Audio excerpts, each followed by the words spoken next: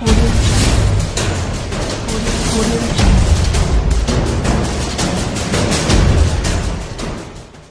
here. I walk into the hotel here in Anaheim, California, and who do I see? My old friend, superstar, amazing personal development guru, one of the best speakers in the world, Mr. Les Brown. Yes.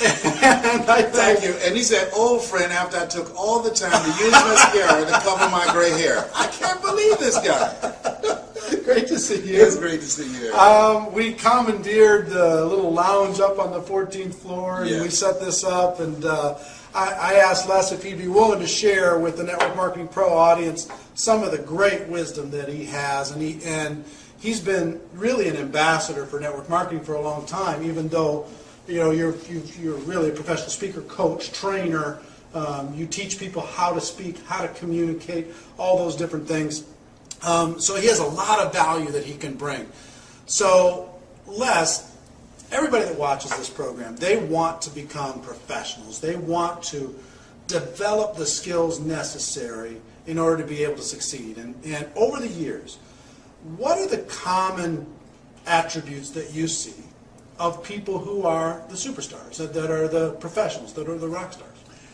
The common theme that I've seen, those individuals that can tell their story and create value for the audience, and as a result of people being in the experience of that setting, they leave there feeling better about themselves, believing in their product, believing in the industry, and believing in the possibility that they can grow their business. And that's crucial. And when you say story, it's not just in front of an audience, it might be just to another person. 101, small groups, on the telephone, because your product, there's a story behind it. Why you became involved in the business, there's a story behind it. You look at the Dexter Yeagers, the Sharon Sharifs, all of them had a story that they told that other people bought into. When you are presenting to any type of person, one individual, small group or large group, 3 questions going on in their head. Who are you? What do you have? And why should I care? And so if you don't answer those 3 questions, people will listen, they'll be polite, and then they'll walk away. The other underlying... So say those 3 again. Yeah, who are you? What do you have? Right. And why should I care?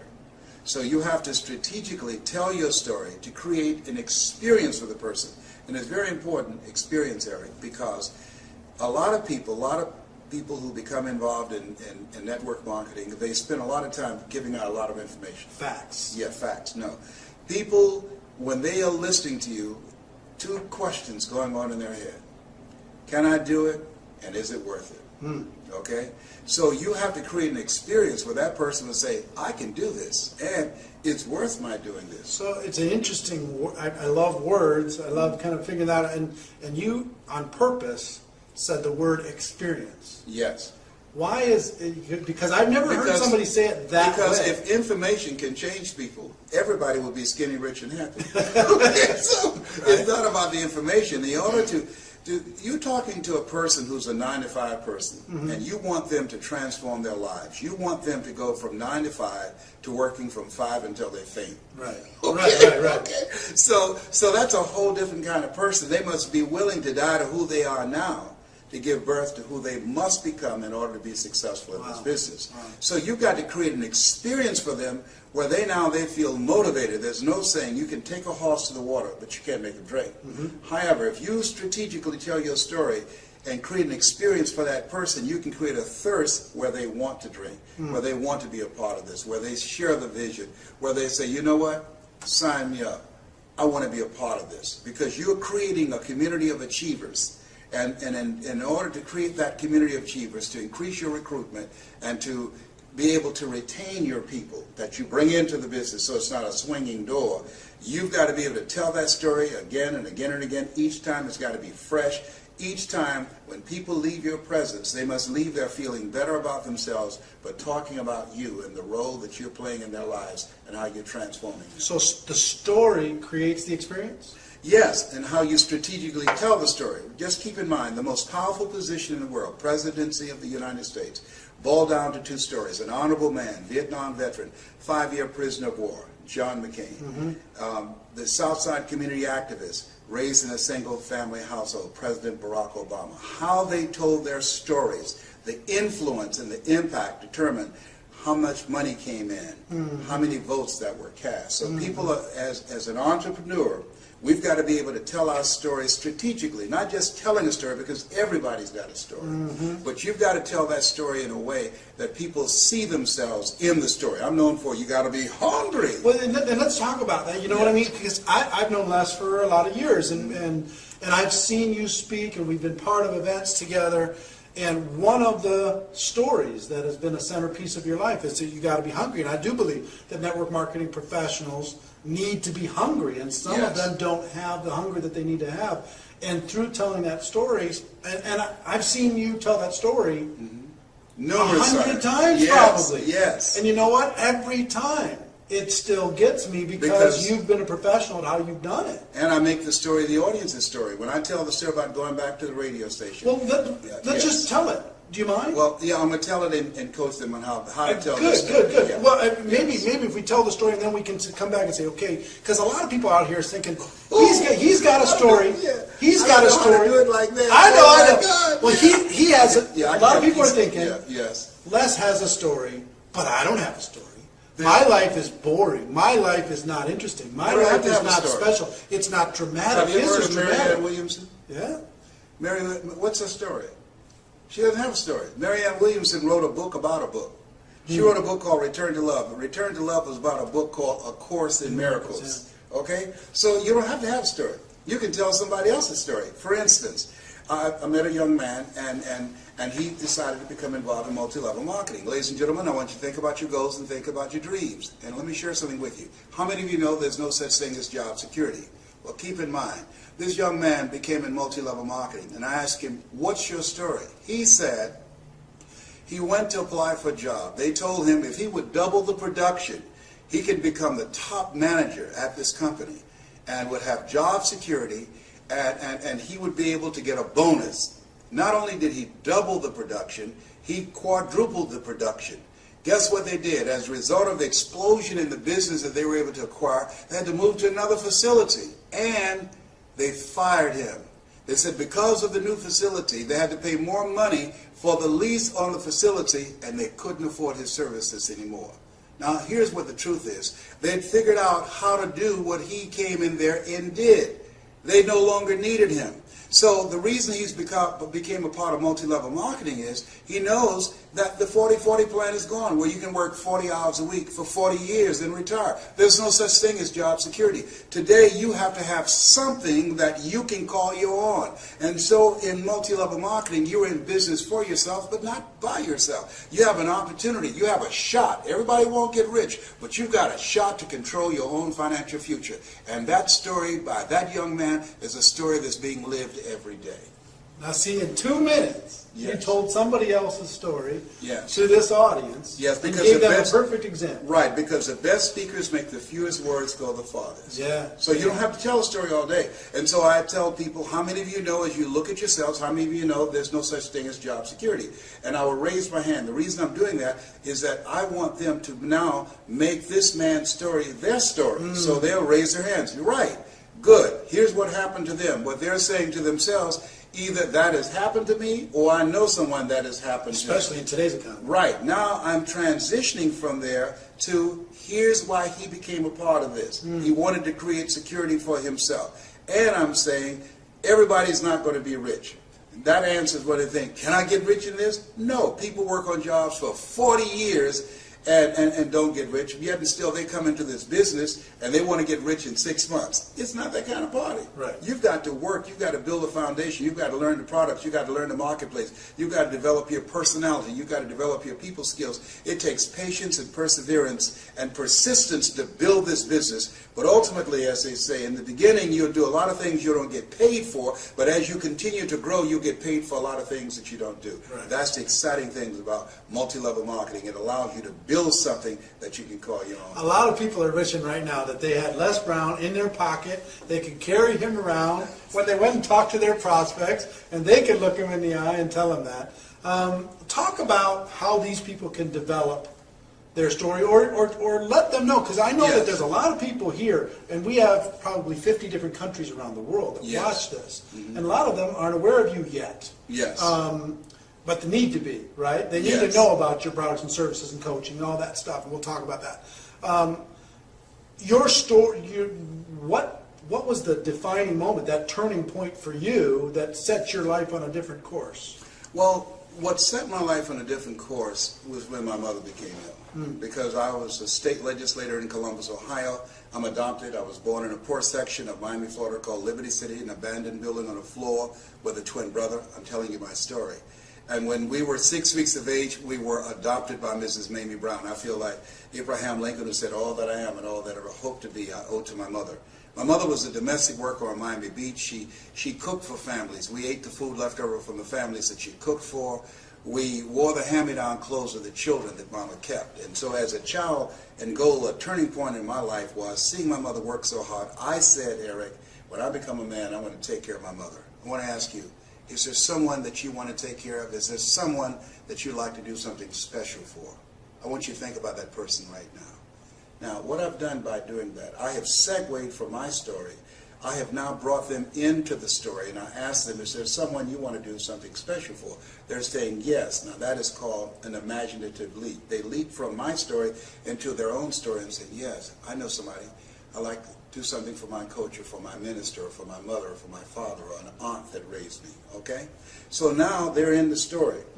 Now I will tell them how I went about doing that. So they have an interest. Who are you? What do you have? I have a story on how I bought my mother a home. And why should I care? The reason you should care is that I've been very successful at doing something that you can do too.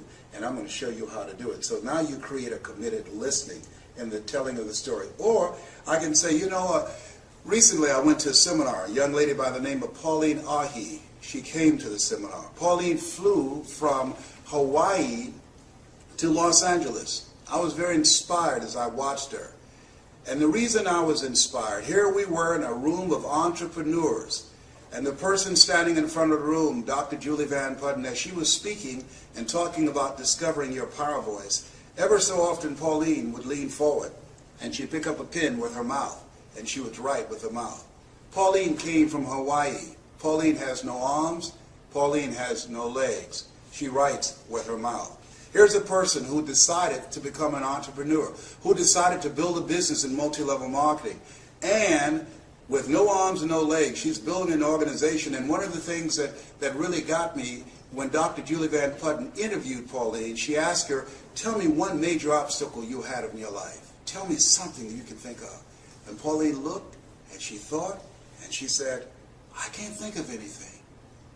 And that grabbed me, because I could have given a whole lot of things, a list of obstacles.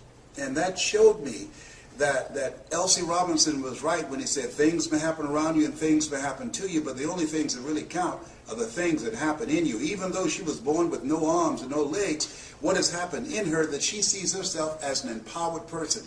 She has not decided to become a part of a job, the journey of the broke. She decided to control her own destiny by being involved in multi-level marketing. And what I said as I looked at her, if Pauline can do it, I know I can do it. And I know you can do it. Okay. So there's a How many more you got? Keep going. Yeah. So those examples, I mean, Mike Jones out of Philadelphia.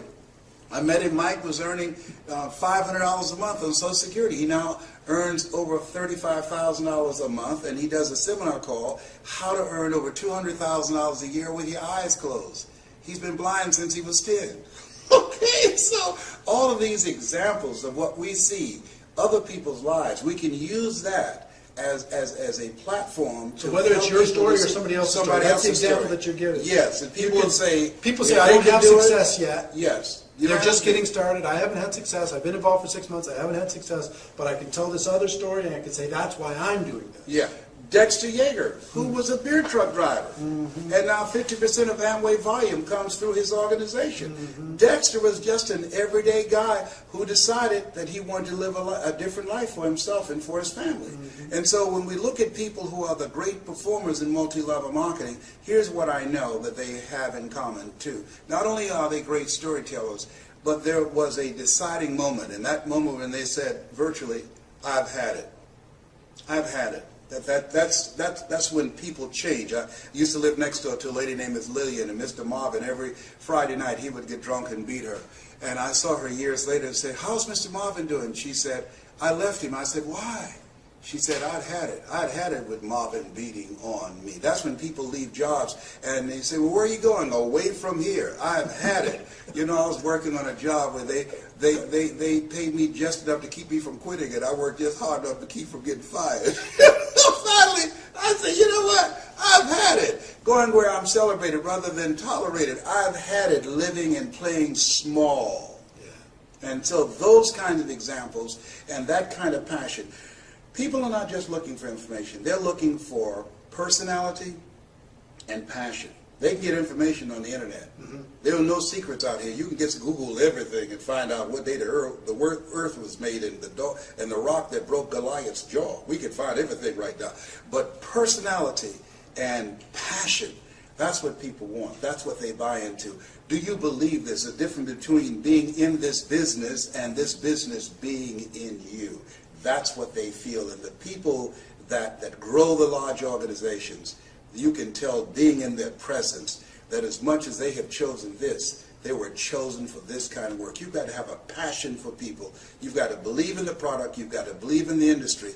You've got to believe that you have it within yourself to become an entrepreneur, that it's possible that you can live your dream. That's why people say yes, that it's necessary, and that you are the driving force to make it happen, that it's you, that nobody can do it for you, nobody's going to care more about your dream than you, and that it's hard, that easy is not an option, that when you think about growing your organization, think it not strange that your family members and friends will say no. People who should be there to help you won't help you. In fact, they will discourage you.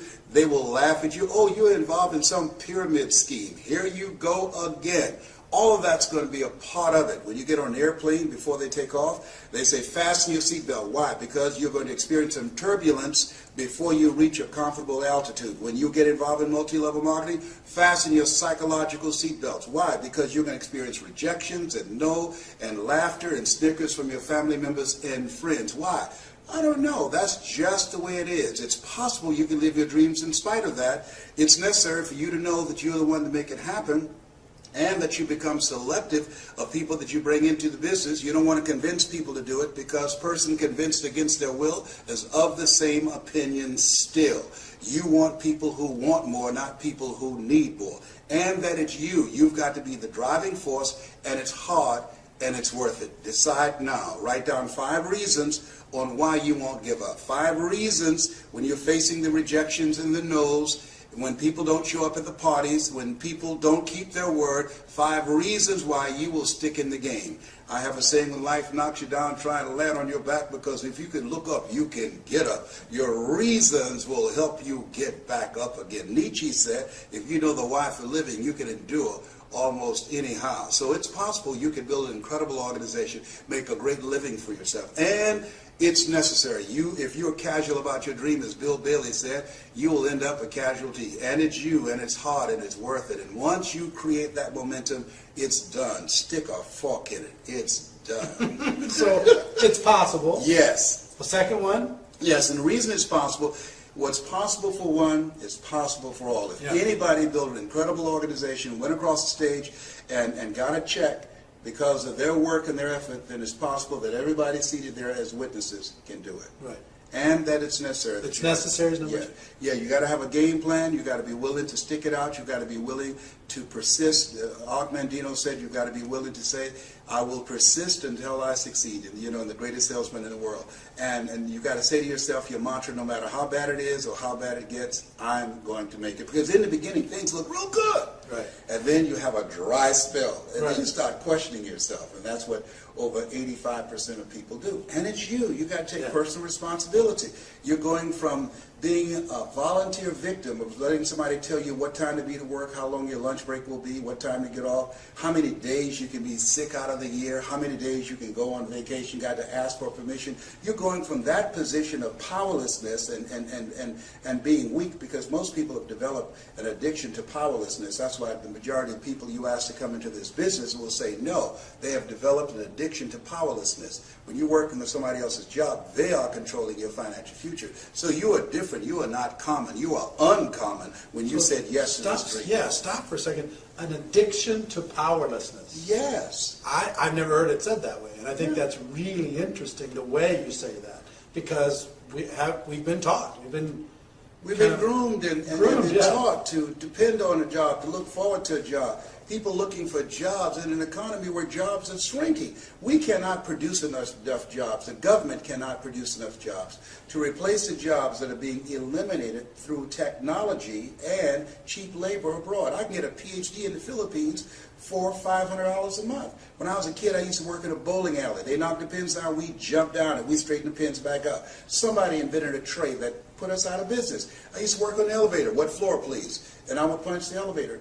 No, they don't need that now. When I was in school, my girlfriend said, I want to be an operator. When you made a long distance call, you call an operator placed a call. Now you call direct. So technology is changing things, replacing whole industries. When the last time you went to the store and bought some envelopes and a stamp and some stationery and a pen to write a letter? We don't do that now. We text, we email. That's an industry that's eroding. I went to a school, Bill Gates School in Philadelphia. They don't have paper, all computer, a paperless school. That's different. When I was a kid, we carried books to school. So this is the era the late Peter Drucker calls the era of the 3 C's: accelerated change, overwhelming complexity, and tremendous competition. What we have in multi-level marketing is cooperation and collaboration, people working together in a community of achievers to help everybody win. That's the exciting thing, that when I help you win, then I win also. So back to story. Do you think story helps people realize that they have an addiction to helplessness? And, absolutely. You have to build a bridge to get them away from that absolutely. posture? That's the purpose of the story, because what the story does is distract, dispute, and inspire. What you do, how people live their lives, is a result of the story they believe about themselves. If there are 500 people in an audience, there are 500 individual stories that's going on. So that's why it's important that we learn how to strategically create an experience with our story, so those 500 people will stop listening to their story. Through the course of your telling the story, they will back away from the possibility of blindness to say, I can't sell, or I can't do this, or I'm not ready to learn something different and new and change the page in my life. You cause them to back away from the possibility of blindness and inspire them to become, as Mother Teresa would say, to become a pencil in the hand of God and start writing a new chapter in their lives, because you've distracted them from their story, and you used the example of a Pauline Ahi or a Mike Jones or a Dexter Yeager to help them say, whoa, if he can do it, I can do it, because what's possible for one is possible for all. And now they're ready to start a new chapter with their lives. Can you tell I'm a fan? I mean, I could just sit here all day and we could just talk, because, I mean, the way you talk is so... The average person wants to give facts. They want so much to, to prove to somebody else that they know something. So they're given facts and information. And through your stories and through the quotes that provide third-party validation, yes, that lets them know it's not just your opinion. It's other smart people have had the same opinion in the past. Yes. It's so masterfully done, and I hope you're getting a lot of tips here. And I hope as we're done with this interview, we're not done now, but when we're done with it, then you start to practice your story. That's and you start to tell your story to your dog and tell your story to your and get kids. some coaching, because you can't see the picture when you're in the frame. You have to, this Les Brown that you now see, I didn't know he existed. I used to be a different person, but a guy named Mike Williams, he interrupted the story in my head. He said, Les, you can do more than be a disc jockey. What do you mean? I'm LB, Triple P, Les Brown, your platter playing popper. There were none before me, there will be none after me. Therefore, that makes me the one and only. Young and single, love to mingle, certified, bonafide, duly qualified to bring you satisfaction, a whole lot of action. I had to kill him off. Bam, bam, bam. He said, Les, you can do more than be the MC at the Bottoms Up Club and the Pink Pussycat and the Jamaica Club. You can talk to corporations and organizations. I said, what would I talk to them about? I don't have any college training. He said, Les, all of us are born the same way, dumb, naked, and speechless. You can learn. Okay, and so because of how he communicated with me, he created a thirst. One of the things I say to people, particularly when you come into this business, if someone has recruited you into this business, they saw something in you. And one of the things I strongly believe in, why Mike is still my mentor to this day, Mike Williams, and that is that sometimes you have to believe in somebody's belief in you until your belief kicks in. So whoever invited you into this business, they saw something in you. And if you don't see it, it doesn't matter that you don't see it, because eye has not seen, ear has not heard, nor has entered the heart of mankind what God has in store for you if you say yes to your dream and yes to the opportunity that the multi-level marketing industry can afford you. Can afford you. Yes. I love it. All right. I saw an interview with Will Smith a little while ago, and he said, greatness is simple. Here's what I believe, and I'm willing to die for it. Yes. So when you talk about desire, you talk about hunger, you talk about determination. Are you willing to lose it all to gain it all? Just willing to just go out there and make it happen. I believe that since greatness is possible, then being excellent is not enough. Right. That anybody through observation and practice can perform at the level of excellence. But when you see a Larry Bird who formerly played for the Boston Celtics, you don't say, boy, when the Bird played, he was an excellent player. We're talking about greatness here. Right. You see a Wayne Gretzky. And I believe that when you're pursuing your greatness, you don't know what the limits are. So you act like you don't have any, that you become intelligently ignorant. According to the laws of aerodynamics, as we know, a bumblebee isn't supposed to fly because his body is too large to be held up by the little puny wings. But the bumblebee doesn't know it. And what you will find in multi-level marketing, that you'll see people take quantum leaps in terms of their influence and their income. Why? Because being in a community of achievers, you discover some powers and abilities you have that you don't even realize. That L.C. Robinson was right, that things may happen around you and things may happen to you, but the only things that happen that really count are the things that happen in you. And part of being around other achievement-driven people, they'll push you to levels that you could never go by yourself. And that's why it's so very important that we do something that Jim Rohn said, and that is look at your relationships. You're building an organization. You want to develop greatness. The only way you can develop your greatness is you've got to be in a relationship with people that will push you, that will stretch you, that hold you to a higher standard, that will hold you accountable. And you have to look at your relationship, and Jim said, ask the question, what is this relationship doing to me? Right. Am I growing mentally and emotionally and spiritually? Is it challenging me? Am I honoring my word as myself? Is this making me begin to look at myself and reflect on myself and raise the bar on myself? Einstein said that thinking that has brought me this far has created some problems this thinking can't solve. And part of developing your greatness is being around people who, as you run, you can run faster with 100 who want to go than with one around your neck. That they will challenge you to step it up to another level. Right.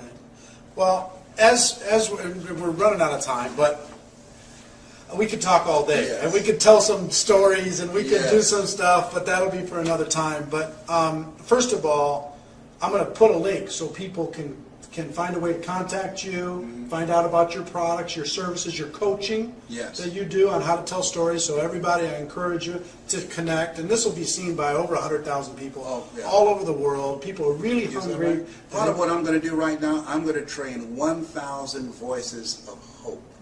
We've produced a generation of problem staters. I wanted to produce 1,000 voices of hope. How people live their lives, as I said, is a result of the story they believe about themselves. Whatever you focus on the longest becomes the strongest. And I think that politicians and many of our leaders have become so cynical and divisive in their languaging style, and only pointing out what's wrong as opposed to looking at what's right about ourselves, about our communities, our country, and our youth, and begin to focus on the positive things and the possibilities and how we can transform the future and talk about solutions, because if you're not a part of the solution, you're part of the problem. And so with these 1,000 voices of hope, my goal is to reduce the recidivism rate in our prisons, to reduce the dropout rate. I work with young people, teaching them, number one, how to develop their minds, two, how to become effective communicators. You know, my son, John Leslie, my daughter, owner, they're motivational speakers. Three, how to dress like a prospect rather than a suspect. And four, the success strategies for making the global economy, which is multi-level marketing. And so I believe with these 1,000 voices of hope, as I teach them to become world-class communicators, they'll be able to change the planet and how people see themselves. Well, please check that out. And I hope that the 1,000, most of them come from the Network Marketing Pro community. A lot of people, we talk about there's three things that you need to succeed in network marketing. You have to have a burning desire, you have to be willing to work, and you have to be coachable. Yes. And we talked about this in previous shows, and a lot of people were commenting, I just don't know how to find my burning desire. I don't know how to figure out, you know, I can't light the fire. Help me light the fire. What would you say to that? You have to experiment until you do. I mean, some people know early on. When I think about, you look at some of the people that we recognize for their greatness today, when you look at a Michael Jordan, who realized early on that basketball was his passion. A Liberace, when he was alive, he loved to play the piano, and he was very flashy, a flamboyant kind of guy. That you have to experiment with life. Life is about experimenting. The two most important moments in our lives is the day that we're born and the day that we realize why we were born. Yeah. That we were chosen for something. And so you have to experiment until you find it. And I will tell you, a lot of people get the misinterpretation that network marketing has to be their passion. Network marketing can be their passion, it's my passion, but for most people it's a tool to be able to buy the house for your mom. It's the tool to be able to contribute to the world. Or whatever. To me, network marketing is a vehicle that allows you to develop the total you. There's no other, you cannot, when you're working on a job and you go in knowing what it is you have to do, knowing that if you are breaking your back and breaking a sweat working every day and the person next to you dragging their feet, you're still getting the same pay. The difference between that and network marketing, you have to develop your entrepreneurial skills, you have to learn to keep good records, you have to learn to manage yourself, you have to learn to manage your time, you have to learn to manage people, how to influence people, you have to learn how to plan, have an agenda for your life, because you know if you don't have an agenda for your life, you're part of somebody else's agenda. So it develops every dimension of who you are. Honest to God, Eric, had it not been for Best Line Products, that I first heard Jim Rowland, and under the leadership of Bill Bailey, years ago, during the days of Holiday Magic and Dare to Be Great with Glenn Turner, I wouldn't be who I am. All of those experiences, those conventions, those positive, motivated people, people who had dreams, man. The question was asked, when does a man or woman die? And I said, they die when their dreams die. You know, when you don't have anything to look forward to. Kenny Rogers said, having someone to love, something to do, and something to look forward to will give you a long, fulfilling life. And so it helps you to develop every dimension of yourself. And that, to me, is the passion. The passion to live full and to die empty. The passion to find out what it is you've made of. The passion to get up the next day after facing rejection day in and day out, walking in the grocery store, going in the shopping mall, talking to people in the cleaners about an opportunity, and they say, no, I'm not interested, and continue to go from rejection and no's and snickers and laughter until you find that yes, until you find that eagle. And you're going to go through a lot of pigeons before you find them. And you build your character, you build your faith. And one day you look in the mirror and there's a different man looking back at you. There's a different woman looking back at you. There's a saying that I refuse to be a common man. It's my right to be uncommon if I can. I seek opportunity, not security. I do not wish to be a kept citizen, humbled and dull by having the state look after me. I want to take the calculated risk, to dream and to build, to fail and to succeed. I refuse to live from hand to mouth. I prefer the challenges of life to the guaranteed existence, the thrill of fulfillment to the still calm of utopia. I will never cower before any master nor bend to any threat. It's my heritage to stand erect, proud and unafraid, to face the world boldly and say, this I have done. That's what it means to be a multi-level marketer, an uncommon desire to control your destiny. I'm getting fired up. I'm getting excited. My medication, man. I will tell you, we're out of time, and we'll do this again. But a long time ago, you looked my son in the eye, backstage before an event, and you grabbed him by the side of his face, and you said, "You know what? You've got greatness in you." And you know what? For everybody that's watching, his message that I hope you feel is that you've got greatness inside of you. You've got things, talents, and skills that you haven't even reached for yet. Yes. You've got abilities and stories that are going to be amazing. And can change the world. Yeah. So, ladies and gentlemen, here from Dallas, Texas, my wish for all of you is that you decide to find your passion, that you decide to become a network marketing professional, that you develop your skills, you learn to tell stories, that you get the coaching and training and information that you need to be able to take it all the way to the top. Because you know what? You really do have greatness in you. It is a stone cold fact. You got something else to say? Say it. Yes, this has been Mrs. Mamie Brown's baby boy and Eric Warrior's pride and joy. It's a fact, ladies and gentlemen, that we have a better way. Now let's go tell the world. Everybody, we'll see you next time. Bye-bye.